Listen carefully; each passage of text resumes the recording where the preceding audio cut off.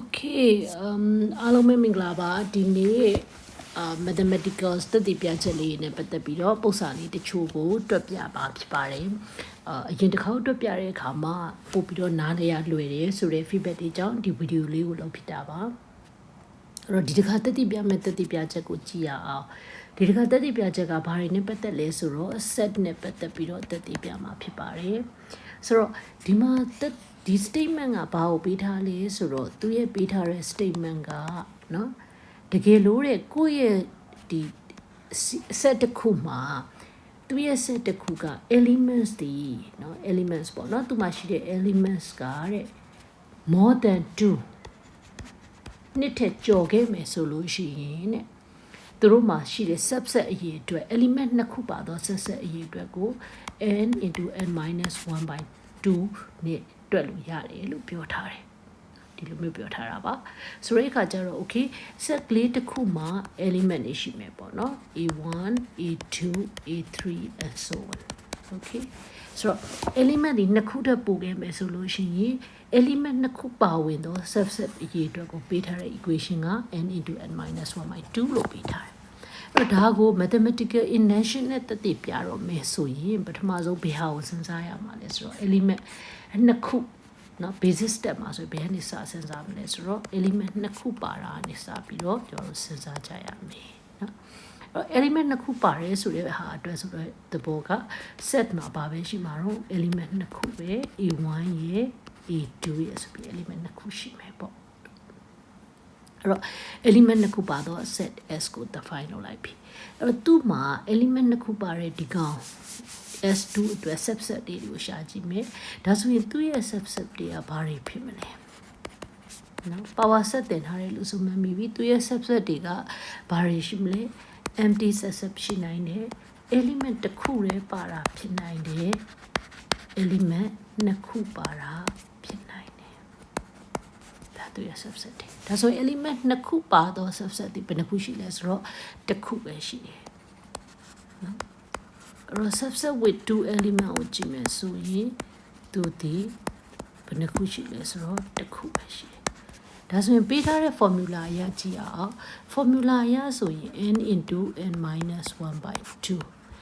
n ဒီ2ဖြစ်တဲ့အတွက် substitute လုပ်ကြည့်လိုက်တဲ့အခါမှာ2 into 1 by 2အဖြေဒီ1ရတယ်ဒါဆိုတို့ရဲ့ basic stuff p or tu ဒီမှန်သွားပြီအဲ့တော့ဘာရေးလို့ရသွားမလဲp or 2 is true လို့ရေးလို့ရသွားပြီ okay ကဲဒီပုံစံမှာရိုးရိုး basic induction method ကိုပဲသုံးပါမယ် basic induction method မှာကြတော့သူကဘာပြောထားတယ်လဲ hypothesis ကဘာပြောထားလဲဆိုတော့ hypothesis ကဘာလို့ယူဆမှာလဲဆိုရင် p of k ဒီ true မှန်တယ်လို့ယူဆမှာဖြစ်တယ်အဲ့ p of k ဒီ true လို့ယူဆရဲဆိုတဲ့သဘောကเนาะ set k က element ဘယ်နှခုရှိတယ်လဲဆိုတော့ a1 a2 ကနေပြီးတော့သူဒီ ak k အရေးအတွက်ရှိတယ်ဒါဆိုရင်2 element ပါတော့ subset အရေးအတွက် subset with 2 elements ဒီဘယ် formula နဲ့ပေးထားလဲဆိုလို့ရှိရင်အပေါ်ကပေးထားတဲ့ formula နဲ့ပေးထားတာဖြစ်တဲ့အတွက် k into k minus 1 by 2ရှိမယ်အဲ့ဒါကိုမှ indented step မှာကြတော့ဘယ်လိုသက်သေပြရမှာလဲ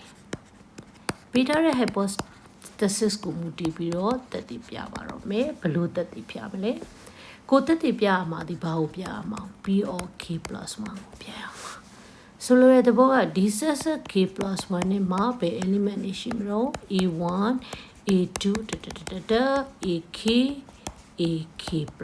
1ဒီရှိပါလိမ့်မယ် okay အဲ့တော့ဒီကောင်ဒီ k + 1 element ရှိတယ်ကောင်းပြီအဲ့တော့ ak + 1ပါဝင်တော့ element နှစ်ခုပါဝင်မဲ့ subset လေးကိုဆွဲကြည့်မယ်ဟုတ်ပြီနော်အဲ့တော့ ak + 1ပါဝင်မှာအဲ့တော့ ak + 1ပါဝင်တော့ subset ကိုကြည့်တော့မယ်okay သူရဲ့ subset လေးတွေကိုကြည့်မယ်နော်အဲ့တော့ဒီတစ်ခါ subset ကဘယ်ကောင်ကိုကြည့်မှလဲဆိုလို့ရှိရင် with ak + 1 ak + 1ပါတဲ့ subset လေးကိုကြည့်မယ်2 element ပဲပါတဲ့ကောင်နော်အဲ့တော့ subset 1ဒီ a1, ak + 1 subset 2ဒီ a2, ak + 1 and so on ဘယ်ထိသွားမလဲဆိုရင် a3, ak plus 1အဲ့ဒီကနေဘယ်ထိသွားမှာတော့ ak, ak plus 1ထိသွားမှာဖြစ်တယ်ဆိုတော့အရေးအတွက်ဘယ်နှခုရှိမလဲ a1 ak plus 1ပါတာတစ်ခု a2 ak plus 1ပါတာနှစ်ခုဆိုတော့အလုံးပေါင်းအရေးအတွက်ဘယ်နှခုရှိတယ်လဲဆိုတော့ k subset ရတယ်ဒါ ak plus 1နဲ့ချက်နဲ့တွေ့တာ alright အဲ့တော့ခုနက hypothesis အရာ ak ပါတဲ့ set အတွက်ဆိုလို့ရှိရင်2 element ပါတဲ့ subset အရေးအတွက်ကဘာရခဲ့တာလဲဆိုတော့ k into k minus 1 by 2ရထားတာဖြစ်တဲ့အတွက်အခု ak plus 1ပါတဲ့အုပ်စုနဲ့ပေါင်းလိုက်ရင်သူ့ရဲ့အဖြေသည် k into k minus 1 by 2 plus k ကိုရပါတယ်ဒီ equation ကိုရှင်းကြည့်တဲ့အခါမှာ k into k minus 1 plus 2k divided by 2ဒါကိုရှင်းလိုက်ရင်ပါရမလဲ k square minus k plus 2k by 2 ဆိုတော့ k square plus k by 2ဒါဆိုရင် k ကိုပုံထုတ်ကြည့်လိုက်မယ်ဆိုရင်အဖြေဒီပါရမလဲဆိုတော့ k plus 1 into k by 2ရတဲ့အတွက်သူရဲ့ပေးထားခဲ့တဲ့ပေးချက် n into n minus 1 by 2နဲ့ညီနေတာကိုတွေ့ရလိမ့်မယ်ဒီမှာ n က k plus 1မှာ n minus 1 by 2တူတယ်ဒါကြောင့်မလို့ဘာလို့ပြောလို့ရလဲဆိုတော့ p of k plus 1ဒီမှန်သွားတယ်လို့ပြောလို့ရပါတယ်ဒါဆိုရင်ပေးထားချက်အရ p of 2လည်းမှန်တယ် p of k လည်းမှန်တယ် p of 2နဲ့ p of k နဲ့မှန်တယ်အဲ့ဒီအချိန်မှာ hypothesis ဒီဘာတွေ့ရလဲဆိုလို့ရှိရင် p of k plus 1ဒီမှန်ပါတယ် inductive ရတော့ကြည့်လိုက်တဲ့အခါမှာ alright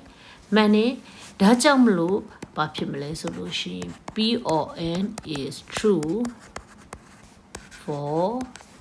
all